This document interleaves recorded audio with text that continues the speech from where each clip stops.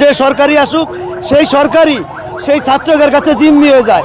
এই দেশটা তো ছাত্রদের না, এই দেশের সবারই, প্রত্যেকটা জনগণের উচিত যে সরকারি আসুক, যে রাস্তায় যাতে কোনো আন্দোলন, কোনো ব্যারিকেড না হয়, এই আইনটা যাতে সরকার করে। কারণ আমরা সাধারণ খেটে খাওয়া মানুষ, আমাদের দিনমজুর, আমাদের পেট আছে, আমাদের বাচ্চা আছে, আমরাও বাল বাচ্চা শিক্ষকতা করে, আমাদের বাল বাচ্চা মাদ্রাসায় পড়ে, তা আমাদের তো তাদের খরচ দিতে হয়। তাহলে আমরা কিভাবে দেব?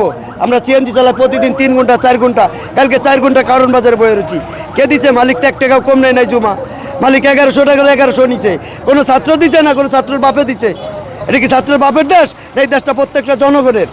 এই জন্য এই দেশের আইন করা উচিত, কোনো রাস্তা বন্ধ হবে না, যে যত কিছু হোক, একটা গাড়ি গিলাস যাতে না ভাঙতে পারে কোনো ছাত্র, নির্দিষ্ট জায়গা থাকবে, তারা আন্দোলন করবে। রাস্তার পাশ দিয়ে অনেক জায়গা আছে, শত শত জায়গা আছে, তারা আন্দোলন করবে, রাস্তার পাশ দিয়ে দাঁড়ায় থাক। কেন মানুষের হয়রানি করবে? একজন অসুস্থ রুগী সে যাইতে পারতেছে না, একটা গাড়ি ছাড়া যদি একটা রিক্সা দিয়ে আসে সে যাইতে পারে না। অ্যাম্বুলেন্স কি সবার নিয়ে সম্ভব? যে অ্যাম্বুলেন্সে আসতেছে সে যাইতে পারতেছে, অন্য কেউ যাইতে পারতেছে না। এটা কোনো দেশের নীতি হইতে পারে না। এই দেশের নীতি থেকে এই যে হাদি হত্যার বিচার হয় নাই, কেন হয় নাই? কারণ এই যে আজকে ছাত্ররা ভালোর জন্যই করেছে, এর ভিতরে যে কোনো কারণ আছে, এসব কারণ খুঁজে যারা রাস্তায় আন্দোলন করবে, রাস্তা ব্যারিকেড দিয়ে আন্দোলন করবে, এদের বিচার হওয়া উচিত আগে। সে যে মনে সেই হোক, ছাত্র হোক, যে রাজনীতিবিদ হোক, কোনো রাস্তায় যাতে কেউ ব্যারিকেড দিতে না পারে।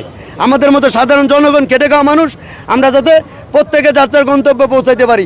একজন অফিসিয়াল লোক সে অফিসে যাবে, যাইতে পারে না, সে কিভাবে যাবে একটা গাড়ি যদি না যাইতে পারে?